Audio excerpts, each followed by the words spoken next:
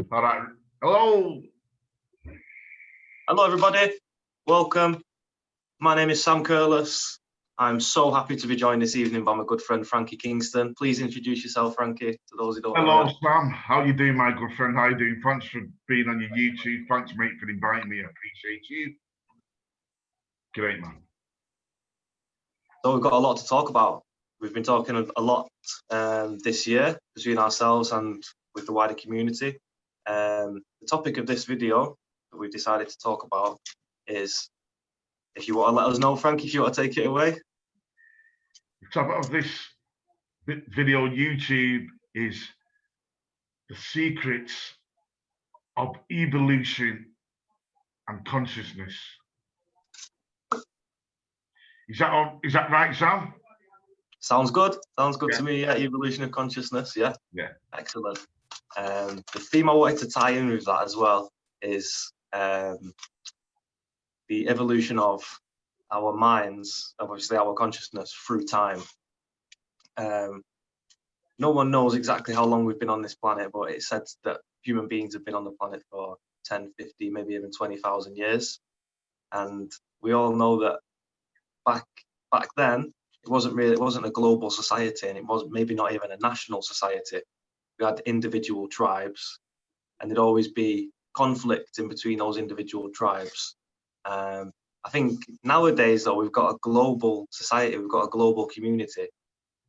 Where is the place for warfare? Where is the place for violence in our consciousness now? What do you think? That's a great one, Sam.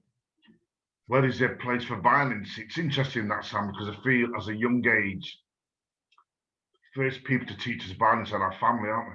Our parents. Yeah. When I was young, I used to get chastised when I was doing something wrong. So I'd get a little hit or a little slap on the legs or a little telling off. Unfortunately, now with evolution and the way the world is, we can't do that now. Because if we do that, we get ourselves in trouble. So, you know, for me, a lot's really changed. I see things really evoluting now in the world and really changing to protect the family structure or to protect children and protect their lives. We know there's so much violence going on, and we see it as well, but obviously mental health is a real big part now what plays in life and plays in people's lives. And honestly believe, Sam, from the past experiences of even slavery, you know, the effects that slavery's had on the human race, you know, that mental slavery as well, what we're stuck in now, has really had an impact for me and really had an effect on the human race and everything what we're doing now. So it's a really interesting topic what you brought up, Sam, something what we can delve into and explore. So if I hear you right here, you're saying that it has a lot to do with our upbringing and how we were treated as children. It has a lot to do with our emotions, and it has a lot to do with mental slavery, so our mindset as well. Is that right? I would say that, Sam, yeah. That's my take on it. That's my intake on it. I honestly feel, Sam, no matter what goes on in the world, everything's connected. As a spiritual leader and doing spiritual meditation, karma, you know, what you reap, the seeds you reap are what you sow. So what you reap is what you sow. And the food we have to, at some point, Sam, as human beings, and as great human beings, as great people we are, we have to take full responsibility of what is going on our planet and what is going on in the world. Because karma, which I believe in very strongly, as I say, is going to get you in the end. It will catch up with you, your karma. So all the cards of what we've got to make, Sam, we've got to understand, and like you as teacher, and like me as an educator and teacher, that's what we've got to do. We've got to teach, we've got to educate people that sometimes we're taught the things which are not right. The information is wrong. Yeah. That's what we've got to educate ourselves and teach ourselves about, Sam. The right information, the right education, the right knowledge and sources what are out there for us to reveal and study. Excellent, thank you, Frankie. And you just beautifully brought on to my next point about a website that I've recently learnt of in a huge global organization called Victory Over Violence, VOV. The website has a lot of resources regarding this, and it was actually set up as a response to particular massacres that were happening in America, in American schools, which I'd say 99% of people are aware of, that there's a huge problem with that. Ex-students or, students of the universities, colleges, schools, who are so angry or have such an emotional turmoil or such a mental instability that they've then gone and killed their their classmates, or gone and shot their teacher. So yeah, VOV. Would you like to tell us a little bit about Victory Over Violence, Frankie? Wow, thank you, Sam. Yeah, I know you've been studying victory over violence. Thank you so much. It's people like yourself, Sam, who are going to really raise awareness of victory over violence and why we need to change the world. So VOV was a youth-led organisation in 1999, and there was a film called Bowling for Columbine, where two kids went into a school and shot 14 kids dead.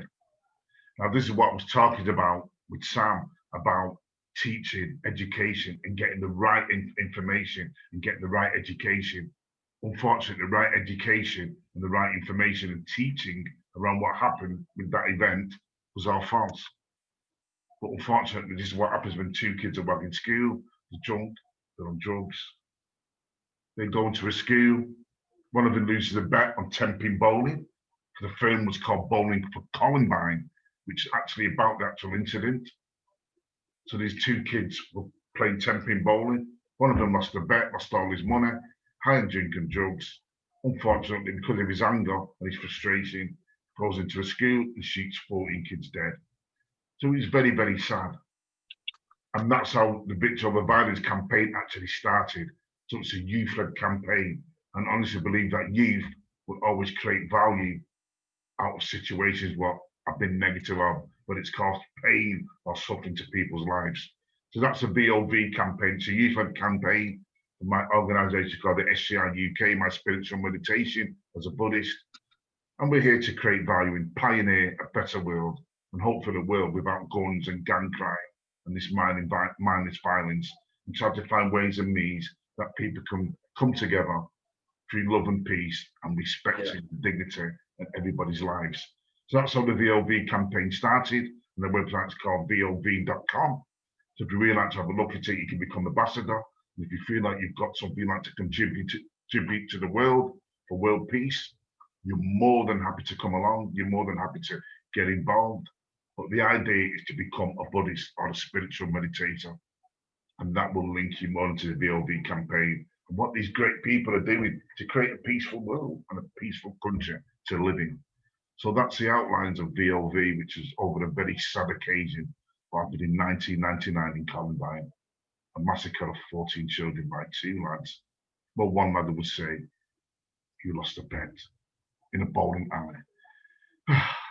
So I'll leave that there and something for us to think about, Sam. What's your views on this? Yeah, I mean, it's one in particular instance where it's happened. I've read up on it happening in several different schools, and if you look at the statistics, it's just school after school after school after school after school where someone has gone in and attacks the members of staff or somebody else within that school. Which I've not researched the details, but ultimately there's huge violence that's happening for whatever reason. And I've not left school that long, it wasn't that long ago, but we was never taught things like emotional intelligence. We was never taught about how to deal with our anger. So do you feel like those things being implemented would help going forward with the consciousness of the human race?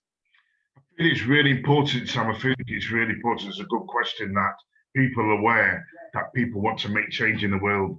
It only takes a handful of people to really pioneer change in the world and to really make a difference. We are incredible people with a lot of potential and a lot of gifts and a lot of talents for peace. We have the capacity to create a world at peace. So all these events or campaigns what are going on, if you have more of these campaigns, people want to get more involved, because I feel like what we need is unity and solidarity in the world. And now unity and solidarity is very disconnected. And no matter what we feel, we need to get that unity and solidarity back together. And people need to work together to solve the diseases or the poisons what exist in our society, which causes people to take over people's lives or cause other people suffering. So it's about being aware, I feel, Sam, of what's going on in our neighborhood, what's going on in our community, and what's going on around the world. I think it's really important. And we need to embrace that, and we need to get involved and not feel like we're not fitting or not feel like we're doing something strange.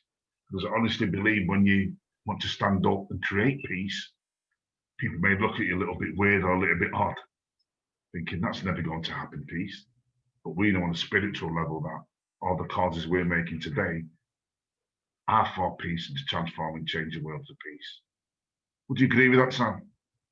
Definitely, 100%. I've been learning a lot more about Buddhism this year, and that the main principle, one of the main principles, is to propagate world peace. So it's such an amazing thing to get behind, you know. Unless you're mentally deranged, why would you'd want to get behind that activity of world peace? Because, you know, we were here for happiness for ourselves and for other people, shared values. We see the value in ourselves, we see the value in our neighbours as well. Like you said, community is so vital. And I find it would be impossible to live without community, you know, without neighbours, you know. It's a huge part of my life.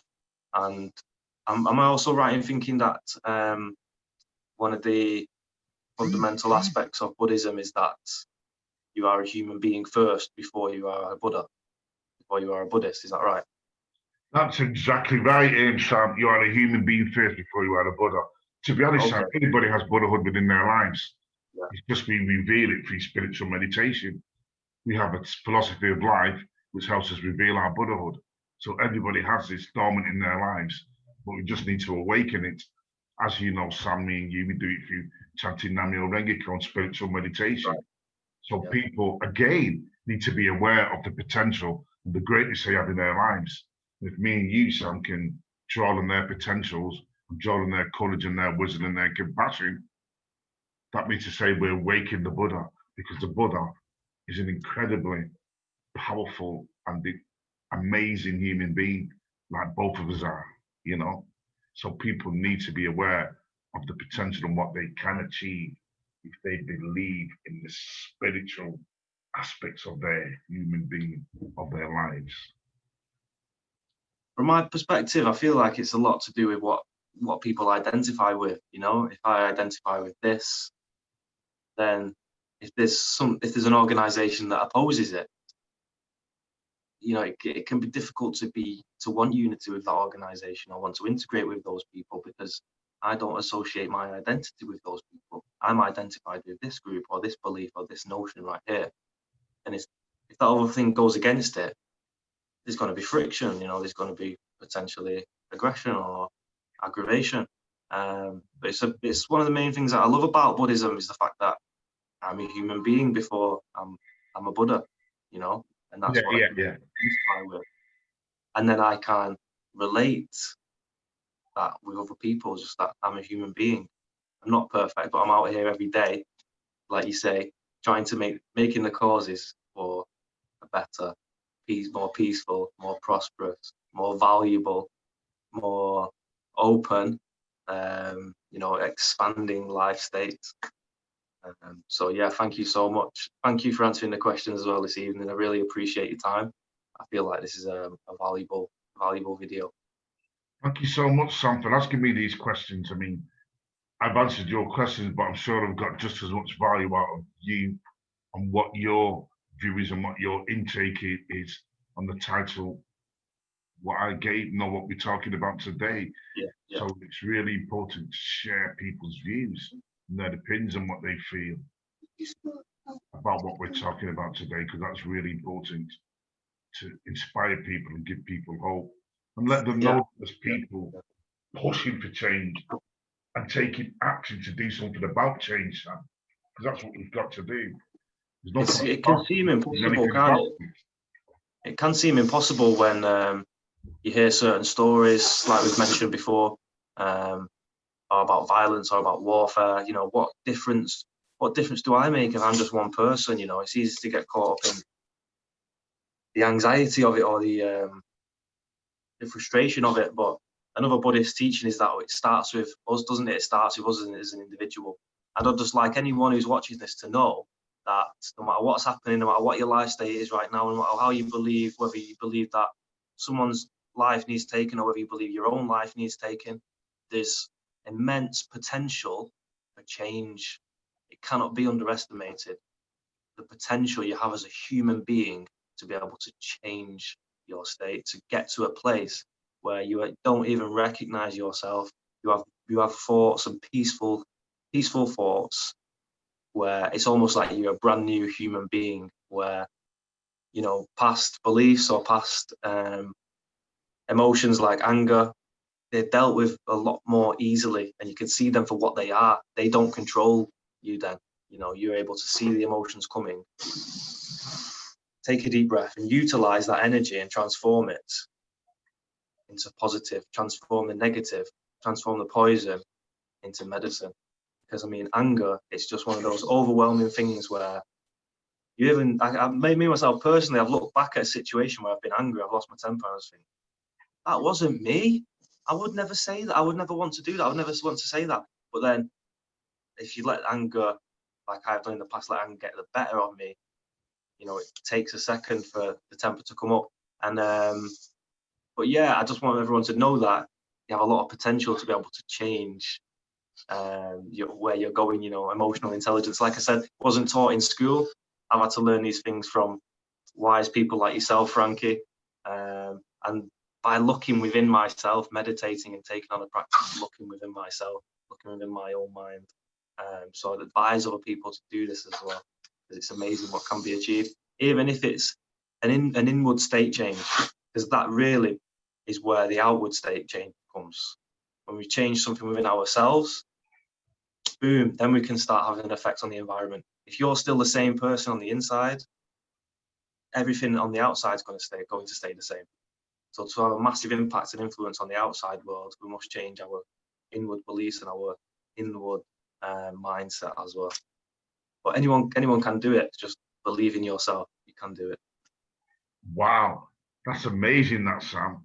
That is absolutely fantastic, absolutely amazing.